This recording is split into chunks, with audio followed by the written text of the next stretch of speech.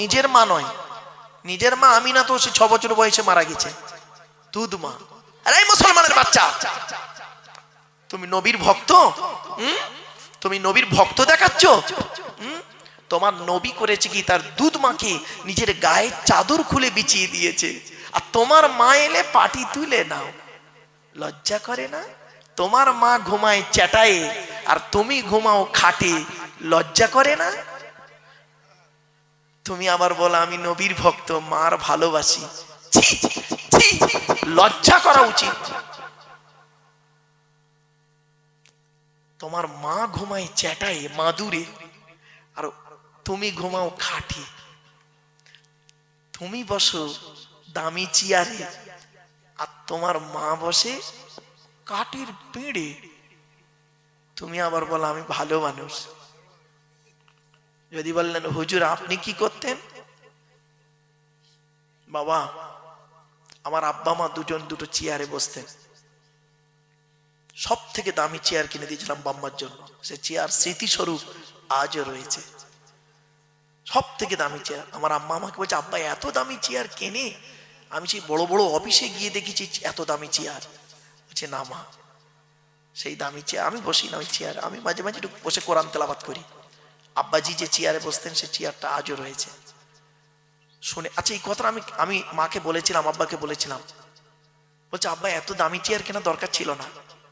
আপনাদের কি বলছি, কেন করবেন? কোরআন। আল্লাহ নবীর কাছে একজন সাহাবী এসেছেন, মদিনার সব থেকে ধনী লোক। আমিনপুরের সব থেকে ধনী লোকের চিনি না, আমি জানি না বাবা। তো মদিনার সব থেকে ধনী লোক, লোকটার নাম হলো আমর জামুহ। কি বললাম বাবা? নামটা মনে রাখবেন, আমর জামুহ রাদিয়াল্লাহু তাআলা আনহু। উনি নবীজির দরবারে আসছেন। নবীর ডান দিকে আবু বকর সিদ্দিক রাদিয়াল্লাহু তাআলা আনহু বসে আছেন, বাম দিকে হযরত ওমর রাদিয়াল্লাহু তাআলা আনহু বসে আছেন। হযরত আবু বকর বলছেন ইয়া রাসূলুল্লাহ, ওই দেখুন এলাকার সব থেকে ধনী লোকটা আসছে, আমর জামুহ। আচ্ছা একটা কথা আপনাদের বলি, আবু বকরের সঙ্গে নবীজির সম্পর্ক কি ছিল? শ্বশুর জামাই।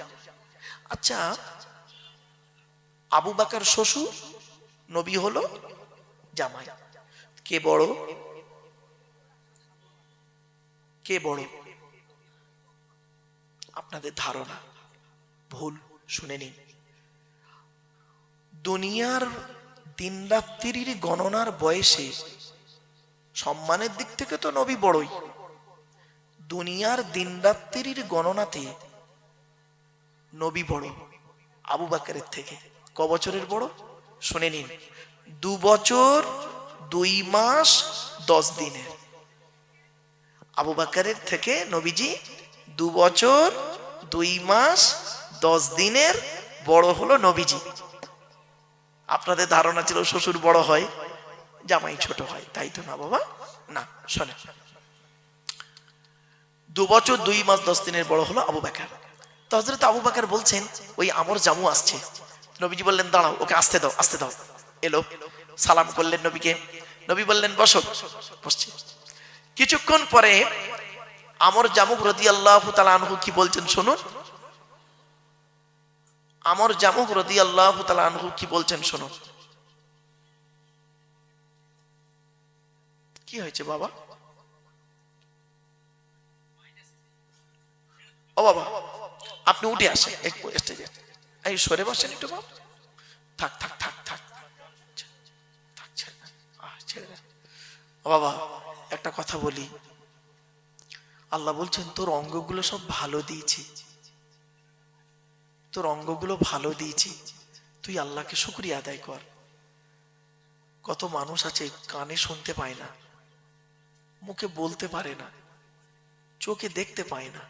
আল্লাহ তো আপনার সব ভালো দিয়েছে, শুকরিয়া আদায় করুন আল্লাহর কাছে।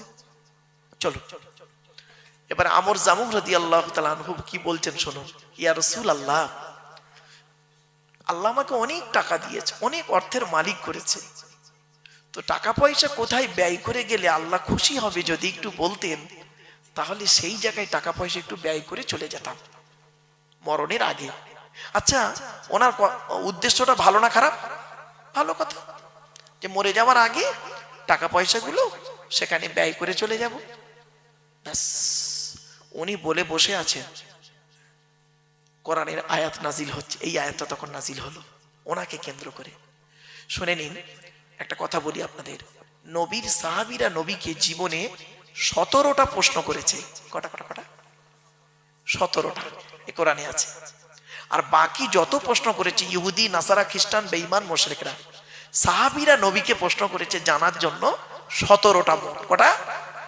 এটা মাথায় রাখবেন, 17টা প্রশ্ন করেছে মোট, কোরআনে আছে। ব্যাস, উনি বললেন টাকা পয়সা কোথায় ব্যয় করলে আল্লাহ খুশি হবে একটু বলে দিন নবীজি। নবীজি চুপ করে আছেন। জিব্রাইলকে আল্লাহ বললেন, জিব্রাইল চলে যাও। জিব্রাইল এলেন, কোরআনের আয়াতটা নাজিল হয়ে গেল। কি? ইয়াসআলুনাকা মাযা ইউনফিকুন কুল মা আনফাকতুম মিন খায়রিন ফালিল ওয়ালিদাইনি ওয়াল আকরাবিন। 2 নম্বর পারার 12 নম্বর পৃষ্ঠা 13 নম্বর লাইন, সূরার নাম সূরা বাকারা। নবী, তোমাকে ওরা প্রশ্ন করছে টাকা পয়সা কোথায় ব্যয় করলে আল্লাহ খুশি হবে। নবী, তুমি বলে দাও টাকা পয়সা সর্বপ্রথম তোমরা তোমাদের বুড়ো বুড়ি বাপ আর মায়ের পিছনে ব্যয় করবে, আল্লাহ খুশি হয়ে যাবে। সর্বপ্রথম টাকা পয়সা কার পিছনে ব্যয় করতে বললো?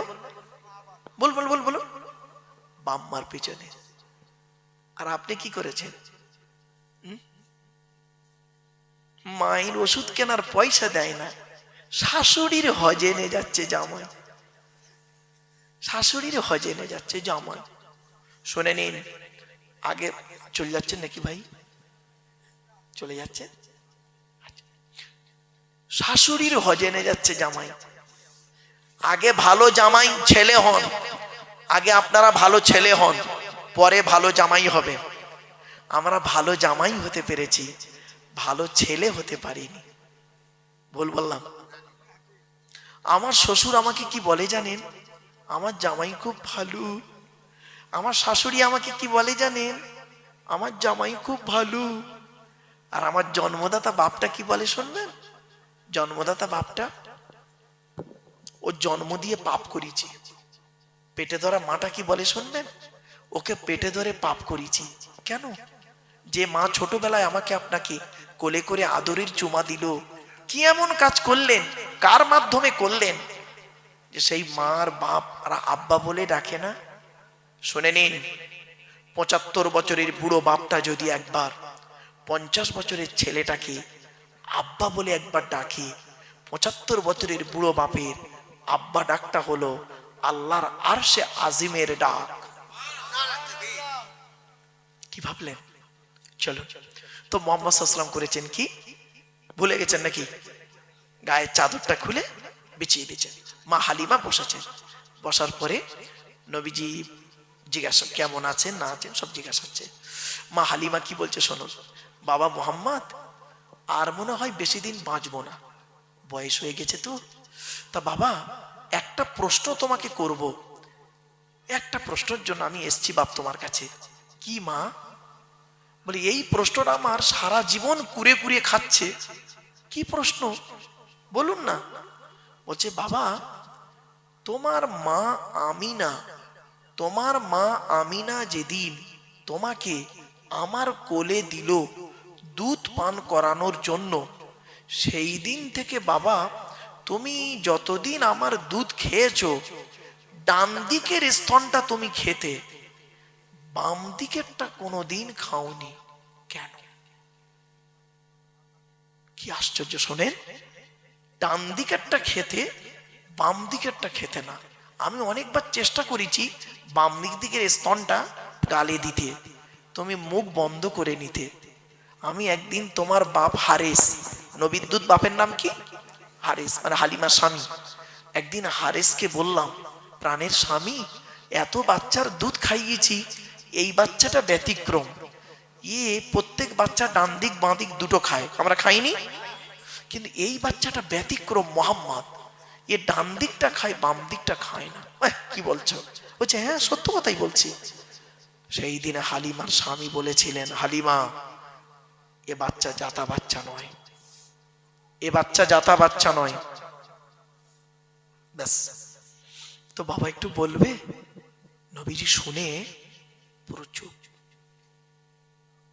কিছুক্ষণ পরে বলছে, মা, আল্লাহ, আমার আল্লাহ আপনার বাম দিকের স্তনটা খাওয়াইনি তাই খাইনি, ডান দিকেরটা খাইয়েছে তাই খেয়েছি।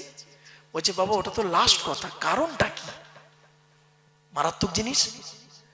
বলছে, শুনুন, ডান দিকের স্তনটা আমি পান করতাম, আর বাম দিকের স্তনটা আমার দুধ ভাই আব্দুল্লাহ, আপনার পেটের ছেলে, আমার দুধ ভাই, ও বাম দিকটা খেত। আমি যদি সাধারণ ছেলেদের মতো ডান দিক বাম দিক দুটোই খেতাম, তাহলে ভাইয়ের হক মারা হতাম। মোহাম্মদকে আল্লাহ কোনোদিন মায়ের পেট থেকে ভাইয়ের হক মারতে পাঠায়নি। এই ঘটনাটা লেখা আছে। আর আপনি কি করেছেন? লজ্জা করে না? বাম মরে গেছে, বড় ভাই বেঁচে আছে, ছোট ছোট ভাই বোনেদের সম্পত্তি, নাবালেগের সম্পত্তি নিজের নামে রেকর্ড করে বসে আছে। ঠিক না বেটি? আল্লাহর গজব পড়ে যাবে। বাস্তবটাই বলে গেলাম বাপ, কথাগুলো শুনতে একটু খারাপ লাগছে বুঝি, অসুবিধা হচ্ছে? একবার দরুদ শরীফ আল্লাহুম্মা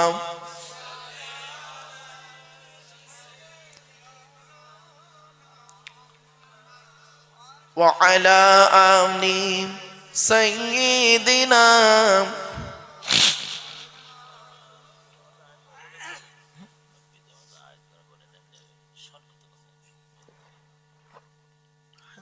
বক্তা এসে গেছে? আচ্ছা ঠিক আছে, অসুবিধা হচ্ছে বাবা, আর একটু হবে, চলে শোনে। তো উনি বললেন যে তোমরা প্রথম পৃষ্ঠাটা খুলে দেখো, তাহলে যে মানুষের জীবনীতে এইরকম পাওয়া যায়, সেই মানুষের জীবনী দিয়ে প্রথমে লিখবো না, তা কার জীবনী দিয়ে শুরু করব? আমি বইটা লিখেছি, পাঠকের কাছে যখন যাবে, প্রথম পৃষ্ঠা খুলে যদি ভালো জিনিসটা চোখে পড়ে, বইটা খুলে দেখবে, পরের পৃষ্ঠা উল্টাবে। আর প্রথমেই যদি ওর মনটা খারাপ হয়ে যায়, পরের পৃষ্ঠাগুলো আর দেখবে না। এজন্য ভালো জিনিস দিয়ে প্রথমে শুরু করেছি। কি ভাবলেন? সেই নবীর উপরে কোরআন নাজিল হয়েছে, আর সেই কোরআনে পৃথিবীর সবকিছু আল্লাহ পাঠিয়ে দিয়েছে। আমরা কোরআন কোনোদিন শুনিনি, কোরআন পিপাসু কোনোদিন হইনি, এজন্য আমাদের দশাই। এজন্য আপনাদেরকে আমি অনুরোধ করে বলে যাচ্ছি, কোরআনের তাফসীর দেবেন, কোরআনের তাফসীর দেবেন, এক একটা সূরার তাফসীর সংক্ষেপে বলে যাচ্ছি। কটা বলবো আপনাদেরকে, কি বিষয়ে বলবো, মানে মাথা কাজ করছে না, এতগুলো দিক আল্লাহ পাক দিয়েছে। ছোট্ট একটা দিক আপনাদেরকে বলি, কিয়ামতের মাঠে দুই দিকের প্রশ্ন হবে। কদিকের? দুই দিকের প্রশ্ন। এক নাম্বার প্রশ্ন হলো কি? এক নাম্বার প্রশ্ন হবে আল্লাহর তরফ থেকে প্রশ্ন। কি? আল্লাহর তরফ থেকে প্রশ্ন। আল্লাহর তরফ থেকে। আল্লাহর তরফ থেকে কি প্রশ্ন হবে? আমাকে আপনাকে করবে আল্লাহ। আল্লাহ বলবেন, ঈমান এনেছিলিস, নামাজ পড়েছিলিস, রোজা রেখেছিলিস, টাকা দিয়েছিলাম যাকাত দিয়েছিলিস, হজ করেছিলিস? তা আমি আপনি সেদিন কি বলবো? আমিনপুরের মানুষ কি বলবো? মার খাবার ভয়ে, আল্লাহ মাঝে মাঝে রোজা করেছি, মাঝে মাঝে নামাজ পড়েছি, মাঝে মাঝে জুম্মা পড়েছি, তবে আল্লাহ একটা কথা বলবো। আল্লাহ বলবে, বল। আল্লাহ, রোজা যদি করতে না পেরেছি তা কি হয়েছে? ইফতার করতে কোনোদিন বাদ দিইনি। ঠিক না বেটি? আল্লাহ বলবে, রোজা রাখিস নি, ইফতার করেছিস? তখন বান্দা বলবে আল্লাহকে, শোনে, বান্দা আল্লাহকে বলবে, আল্লাহ আপনার নবী তো পৃথিবীতে বলে এসেছিলেন, রোজাদারের দুটো খুশি, একটা আল্লাহর দিদার আর ইফতারের সময়। তো রোজা করতে না পারে, ইফতার তো করেছি। যাক, তো সেদিন আল্লাহ পাক যদি আমাদের মাফ করে তো মাফ হয়ে যাব, আর নইলে যদি বলেন তুই দাঁড়া, তোর ব্যবস্থা হবে, তুই দাঁড়া, তোর ব্যবস্থা হবে, ব্যাস হয়ে গেল। তো আল্লাহর তরফের প্রশ্ন, আল্লাহ দয়ালু দয়াবান, যদি মাফ করেন সেদিন পার হয়ে যাব কেন? আল্লাহ কোরআনে বলেছেন, ইন্নাল্লাহা লা ইয়াগফিরু আন ইউশরাকা বিহি ওয়া ইয়াগফিরু মা দুনা যালিকা লিমান ইয়াশা। আল্লাহ বললেন শিরককারীর গুনাহ আল্লাহ মাফ করবে না। খবরদার বাপেরা, শিরিক করতে যাবেন না। শিরিক হলো কঠিন পাপ, শিরিক করবেন না। আল্লাহর সঙ্গে কোন ব্যক্তি বস্তুর তুলনা করার নাম হলো শিরিক। কিছু বুঝতে পারছেন? খবরদার, যেখানে শিরিকের গন্ধ আছে সেখান থেকে মা বোনেরা সরে আসবেন। শিরিক যেখানে আছে সরে আসবেন, কঠিন পাপ। ওয়া ইয়াগফিরু মা দুনা যালিকা লিমান ইয়াশা। অন্য গুনাহ আল্লাহ মাফ করলে করতে পারেন। তো আল্লাহর তরফের প্রশ্ন, আল্লাহ যদি মাফ করেন সেদিন আমরা পার হয়ে যাব, আল্লাহর তরফ থেকে খালাস হব। ধরা আমরা পড়বো, এখানে যত বসে আছি, দাঁড়িয়ে আছি, জলসা কমিটি, বক্তা, শ্রোতা সব ধরা পড়বো আমরা। বান্দার তরফের প্রশ্ন, বান্দার তরফ থেকে আল্লাহ 10 রকম প্রশ্ন করবে। কটা কটা? এখানে যারা বসে আছেন ভালো করে শুনে নিন এই 10টা প্রশ্ন। আজকের বাড়ি যাবেন, বাড়িতে গিয়ে এই 10টা প্রশ্নের উত্তর খুঁজে বের করবেন। যদি উত্তর খুঁজে পান, মনে মনে সকালবেলা উঠে বলবেন ইনশাআল্লাহ আমি জান্নাতি। আর যদি উত্তর না পান, মরণ পর্যন্ত এই 10টা প্রশ্নের উত্তর খুঁজে বের করবেন। বলে গেলাম 10টা কি, শোনো। 1 নাম্বার, কিয়ামতের মাঠে প্রথম প্রশ্ন আল্লাহ করবে আমাকে আপনাকে, এদিকে আয়। স্বামী হিসাবে পৃথিবীতে কতটা দায়িত্ব পালন করেছিস বল। কি হিসাবে? এখানে অনেক স্বামী বসে আছেন। স্বামী হিসাবে পৃথিবীতে কতটা দায়িত্ব পালন করেছিস? আল্লাহর নবী বললেন, এই স্বামীরা, তোমরা তোমাদের স্ত্রীদের কমসে কম 17টা শিক্ষা দান করিও। কটা কটা? 17টা শিক্ষা দান করিও। বউকে কটা শিক্ষা দিয়েছেন? একটাও তো দেননি।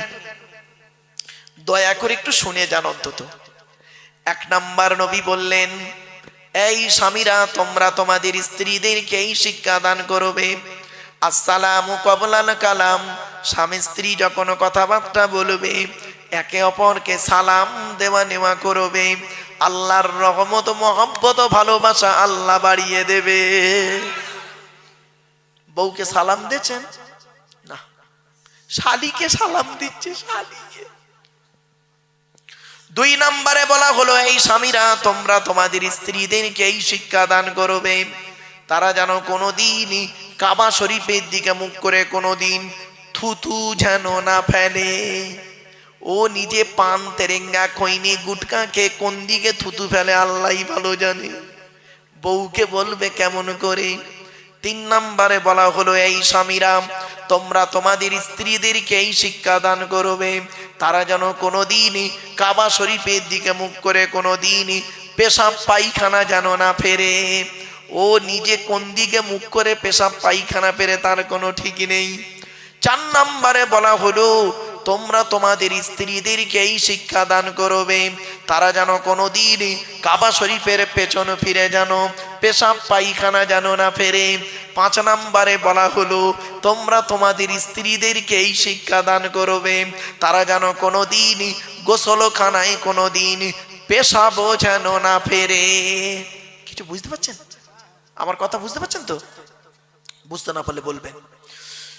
তারপরে বলা হলো, তোমরা তোমাদের স্ত্রীদেরকে এই শিক্ষা দান করবে। মা বোনেরা শুনে নিন, মায়েরা, বোনেরা, তোমরা তোমাদের স্ত্রীদেরকে এই শিক্ষা দান করবে, তারা যেন কোনোদিন গোসলখানায় উলঙ্গ অবস্থায় গোসল যেন না করে। তারপরে বলা হলো, তোমরা তোমাদের স্ত্রীদেরকে এই শিক্ষা দান করবে, তারা যেন হাতের চুড়ি, কি বলেন, হাতের চুড়ি তারা যেন কোনোদিন একের বেশি ব্যবহার যেন না করে। 1 হাতে 1টা চুড়ি পরবে, 2 হাতে 1টা 1টা 2টো চুড়ি পরবে, 1 হাতে 2টো 3টে 4টে চুড়ি পরা নিষেধ। আল্লাহর নবী বললেন, হযরত ওমর বসেছিলেন বাম দিকে, আল্লাহর নবী উমারকে বললেন, উমার, তোমার স্ত্রী যদি এক হাতে 2 বা 2-এর বেশি চুড়ি পরে, স্ত্রীর চুড়ির ঝুনঝুনি আওয়াজটা পরপুরুষের জন্য হলো হারাম। হয়েছে? আমার মা বোনরা, চুড়ি পরবেন এক হাতে একটা, 1-এর বেশি চুড়ি পরবেন না। তবে পড়তে পারেন একমাত্র স্বামী ছাড়া, অন্যের কাছে রূপ দেখাইও না। চলো, এরপরে নবীজি বললেন, এই স্বামীরা, তোমরা তোমাদের স্ত্রীদেরকে এই শিক্ষা দেবে, তারা যেন কোনোদিন মাথার বালিশ, কি বলেন, মাথার বালিশ তারা যেন কোনোদিন দুটো ব্যবহার যেন না করে। স্বামী একটা বালিশ, স্ত্রী একটা বালিশ, এই রকম দুজনে দুটো বালিশে মাথা রেখে ঘুমাবে না। স্বামী স্ত্রী যখন ঘুমাবে, একটি মাত্র লম্বা বালিশে মাথা রেখে ঘুমাবে। স্বামী স্ত্রী যদি এক বালিশে মাথা রেখে ঘুমায়, আল্লাহর রহমত, মহব্বত, ভালোবাসা আল্লাহ বাড়িয়ে দেবে। এসব তো শোনেননি। চলো, আচ্ছা, এখানে যারা মেয়ের বিয়ে দিয়েছেন তারা শ্বশুর হয়েছেন, ঠিক না বেঠিক? বলুন না, কথা বলুন। যারাই মেয়ের বিয়ে দিয়েছেন তারা শ্বশুর হয়েছেন। আর নবীজি তার মেয়ে ফতেমাকে হযরতে আলীর সঙ্গে বিয়ে দিয়েছিলেন, তাহলে নবীও একদিকে শ্বশুর হয়েছেন, ঠিক না বেঠিক? তাহলে আপনারাও শ্বশুর, নবীজিও শ্বশুর। চলো, এই 2 শ্বশুরের কতটা পার্থক্য দেখুন, আসমান আর জমিন পার্থক্য। আপনি আপনার মেয়েকে যখন শ্বশুর বাড়ি পাঠিয়েছিলেন, কি কি দিয়ে পাঠিয়েছিলেন, কি কি বলে পাঠিয়েছিলেন? আর নবীজি তার মেয়ে ফতেমাকে শ্বশুর বাড়ি পাঠিয়েছিলেন, কি কি দিয়েছিলেন আর কি কি বলেছিলেন? দয়া করে একটু শুনে যান। আগে আমাদেরটা বলি। আমরা আমাদের মেয়েদের কি করেছি? খাট, গদি, ড্রেসিং টেবিল, আলমারি, খাটের সঙ্গে 2টো ছোট ছোট মাথার বালিশ আর বিশাল বড় একটা ঠ্যাং বালিশ দিয়েছি, ইত্যাদি। আর মেয়েকে, আর নবীজি কি দিয়েছিলেন ফতেমাকে দেখি, শুনে নিন।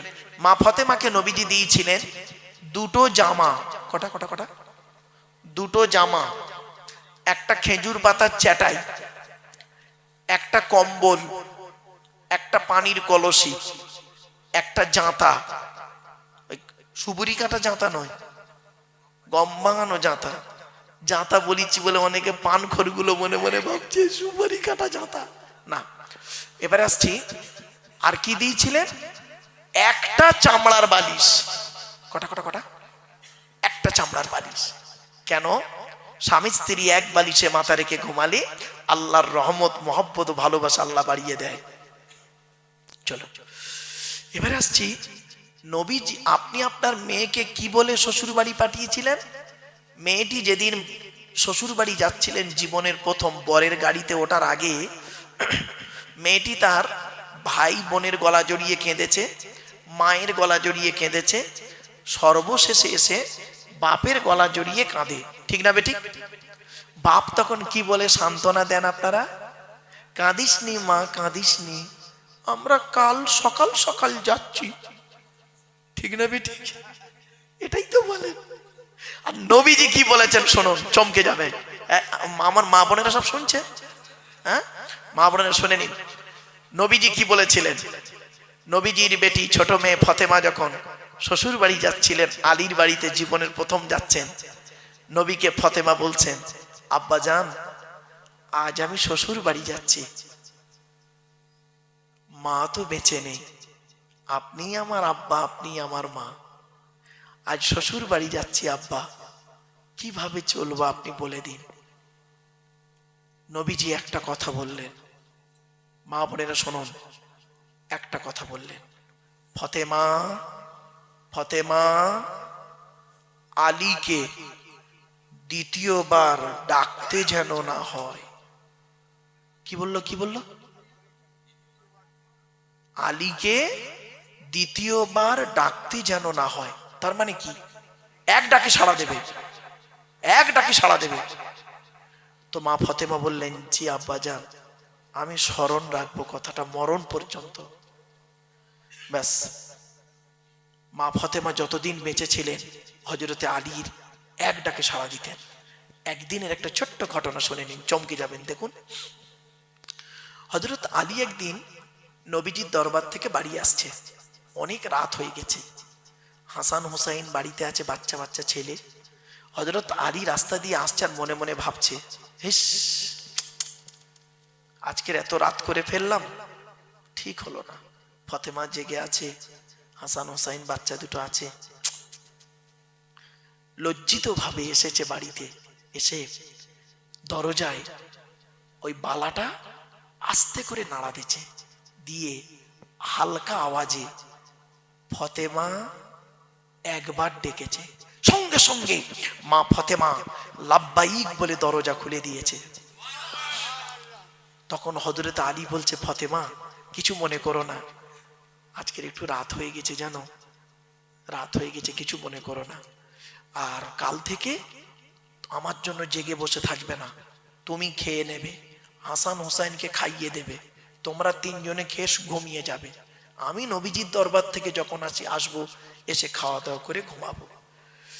কথাটা শোনার পরে মা ফতেমা কি বলেছিল জানেন? শুনে নিন আমার মা বোনরা, ভালো করে শুনে নিন। মা নবীজির বেটি ফতেমা কি বলেছিলেন শুনে নিন। এটা হলো আমার মায়ের স্বভাব, বাপের অর্ডার। মায়ের স্বভাব, বাপের অর্ডার। হযরত আলী চমকে গেলেন। আচ্ছা, মায়ের স্বভাব বাপের অর্ডারটা কি? তা বলছে, আমার মা খাদিজা, আমরা হলাম 7 ভাই বোন। ক ভাই বোন? নবীর 7টা ছেলে মেয়ে, 3টে পুত্র সন্তান, 4টে কন্যা সন্তান। তো আমরা হলাম 7 ভাই বোন। 3 ভাইকে আল্লাহ বাল্যকালে ডেকে নেয়, 4 বোন জয়নাব, রুকাইয়া, উম্মে কুলসুম, আমি ছোট মেয়ে ফতেমা। আমি ফতেমা আমার মা খাদিজাকে আমি নিজে চোখে দেখেছি, আমি নিজে চোখে দেখেছি আমার মাকে। কি? আমার মা আমাদের 4 বোনকে খাইয়ে শুইয়ে দিয়ে আমার মা খাদিজাকে দেখেছি আব্বাজান যতক্ষণ না বাড়ি ঢুকতেন ততক্ষণ পর্যন্ত ঘুমানো তো দূরের কথা, খেতেন না। দরজা লাগিয়ে দাঁড়িয়ে দাঁড়িয়ে আল্লাহর কোরআন তেলাওয়াত করতেন, আল্লাহ আল্লাহর জিকির করতেন। যত রাত হোক না কেন আমার আব্বাজান যখন বাড়ি ঢুকতেন, আব্বাজান খালি একবার ডাকতেন, একবার খাদিজা বলে ডাকতেন, একবার খাদিজা বলে ডাকতেন, সঙ্গে সঙ্গে আমার আম্মাজানকে দেখেছি লাব্বাইক ইয়া রাসূলুল্লাহ বলে দরজা খুলে দিতেন। এই অভ্যাসটা আমি মায়ের থেকে শিখে নিয়েছি। আপনার মেয়ে আপনার জামাইয়ের জন্য করে, আসলে আপনার বউ তো আপনার জন্য করে না, তা আপনার মেয়ে করবে কি করে? ডাইসটাই তো খারাপ, ডাইসটাই তো খারাপ। বাড়ি থেকে ভাববেন মা বোনেরা, খালি নাম ফতেমা দিলে হয় না, নাম রোকেয়া দিলে হয় না, নাম খাদিজা দিলে হয় না, কাম করা লাগে, ঠিক না বেটি? চলো তারপরে বলছে বাপের অর্ডারটা কি? বলছে যেদিন আমি আপনার বাড়িতে আসি সেই দিন আমার আব্বাজান বলেছিলেন আলীকে দ্বিতীয়বার ডাকতে যেন না হয়, তা আমি মরণ পর্যন্ত চেষ্টা করে যাব আপনার এক ডাকে সাড়া দিতে। জোরে বলুন সুবহানাল্লাহ। আমার মায়েরা বোনেরা, স্বামী কি জিনিস, স্বামী কি জিনিস সেই দিন বুঝতে পারবেন যেদিন স্বামী আপনার পৃথিবী ছেড়ে চলে যাবে। বাপের বাড়িতেও ঠাঁই নেই, ছেলের ঘরেও আশ্রয় নেই, মেয়ের ঘরেও জায়গা নেই, স্বামীর বাড়িটাই হলো তোমার বাড়ি। মনে রেখো, স্বামীকে গালি দিয়ে, স্বামীকে অপমান করে তুমি শান্তি থাকতে পারবে না। শুনে নিন, একজন পুরুষ 4 জনকে খুশি করলে জান্নাতি। হে পুরুষ, তুমি তোমার রব আল্লাহকে খুশি করো, অর্থাৎ কোরআন মোতাবেক জীবন যাপন করো। 2 নাম্বার, হে পুরুষ, তুমি তোমার নবীকে খুশি করো, হাদিস মোতাবেক জীবন যাপন করো। 3 নাম্বার, পুরুষ, তুমি তোমার জন্মদাতা বাপকে খুশি করো। 4 নাম্বার, পুরুষ, পেটে ধরা মাকে খুশি করো। এই 4 জনকে যদি খুশি করতে পারে কোনো পুরুষ, সে জান্নাতি। আর একজন নারী 3 জনকে খুশি করলে জান্নাতি। হে নারী, তুমি তোমার রব আল্লাহকে খুশি করো।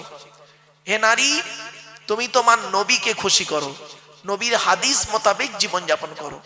3 নাম্বার, হে নারী, তুমি তোমার স্বামীকে খুশি করো। কোন হকের উপরে কোন স্বামী যদি তার স্ত্রীর উপরে নারাজ থাকে, আল্লাহ নারাজ হয়ে যাবে। মা বোনেরা বলে যাচ্ছি, শুনে নিন। নবীজি বললেন কয়েক শ্রেণীর নারী হলো জাহান্নামী, নামাজ পড়ে রোজা রেখে কোরআন পড়ে জাহান্নামায় যাবে।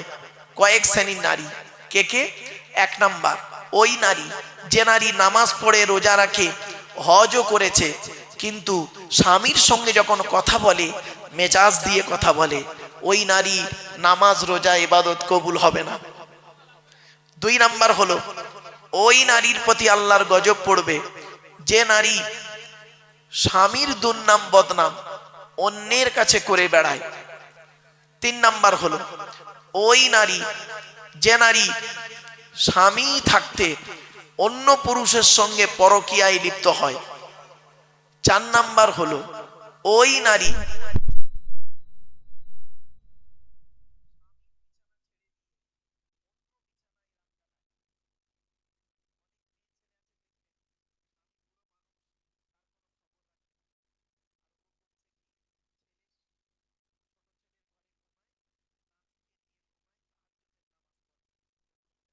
স্বামী নারাজ থাকলে। পাঁচ নাম্বার ওই নারী যে নারী তার স্বামীর পরিবারের সঙ্গে খারাপ আচরণ করে।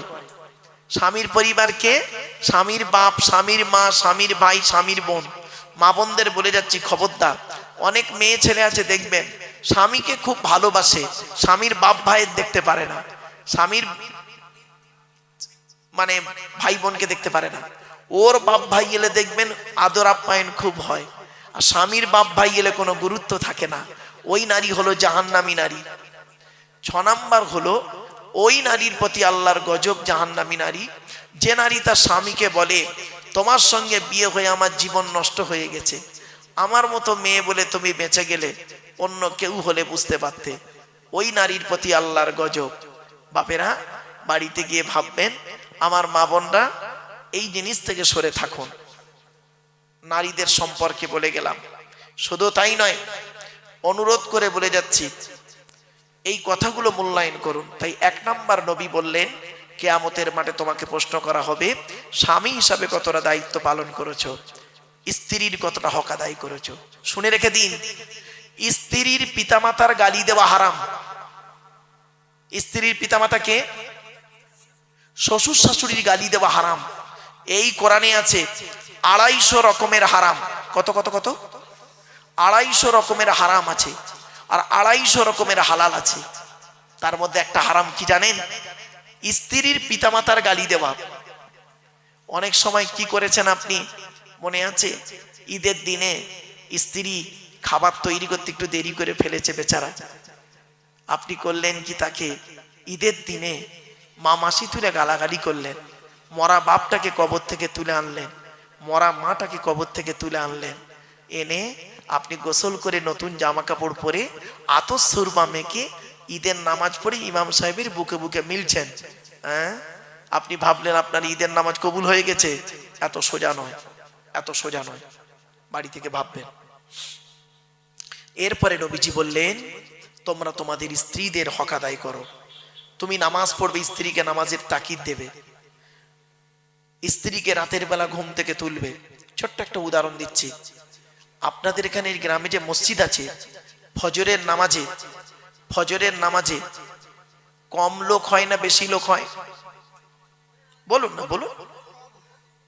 কম হয়। দেখবেন এই জলসা কমিটি পেরে যাবে, কালকেই ফজরের নামাজে লোক ভর্তি হয়ে যাবে। এই জলসা কমিটি পারবে একটা কাজ করলে, বলবো জলসা কমিটির লোকেরা যদি বলে মাইকে যে আজ থেকে ফজরের নামাজ পড়ার জন্য যদি কোনো স্ত্রী তার স্বামীকে ফজরের নামাজে যদি তুলে না দেয়, ওই স্বামী যদি দ্বিতীয় কোনো মেয়েকে বিয়ে করে, সমস্ত বিয়ে খরচা জলসা কমিটি দেবে।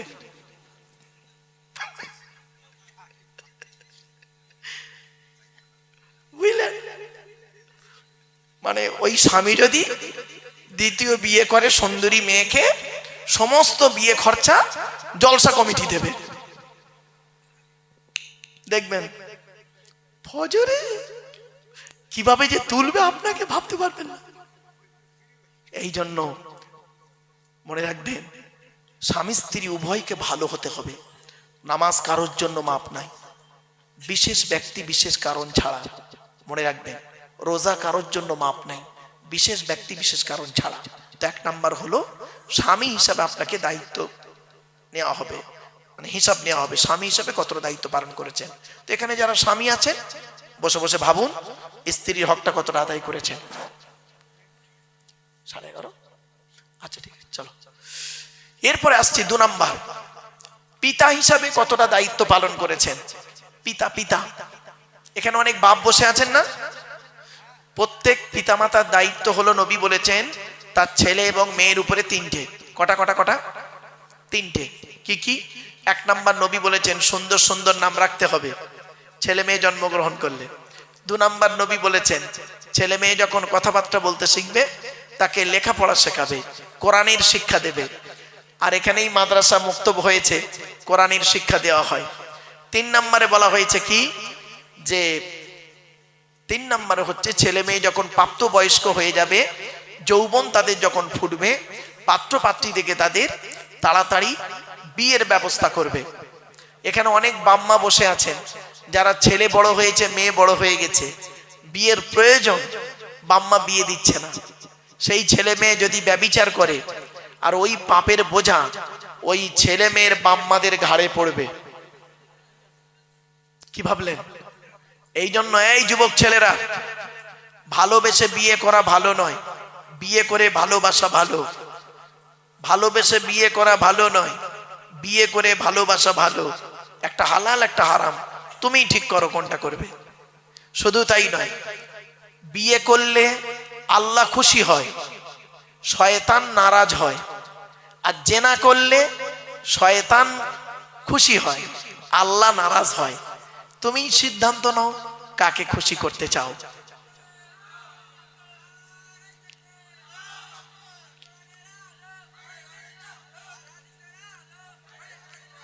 আমার বাপেরা, আলহামদুলিল্লাহ, যে বক্তার অপেক্ষায় আপনারা ছিলেন তিনি এসে গেছেন। তার জ্ঞানগর্ভ বক্তব্য আপনারা শুনবেন। আমি আপনাদের কাছে আর কয়েক মিনিট কথা বলবো বাবা, আর কয়েক মিনিটের মধ্যেই তিনি চলে আসবেন। এই 10টা কথা টপ টপ করে শুনে নেন। 1 নাম্বার হলো স্বামী হিসাবে, 2 নাম্বার হলো পিতা হিসাবে, 3 নাম্বার হলো ছেলে হিসাবে পিতামাতার কতটা হক আদায় করেছেন। এখানে বসে বসে ভাবুন, বাপের নামে দান খয়রাত করেননি, বাপের নামে কোনোদিন ফকির খাওয়াননি, বাপের রেখে যাওয়া সম্পত্তি জলকর ভোগ করছেন, বাপের কবরটা জিয়ারাত করেননি। নবীজি বলেছেন জুম্মার দিনে যদি কোনো ছেলে তার বাপ আর মায়ের কবরটা জিয়ারাত করে,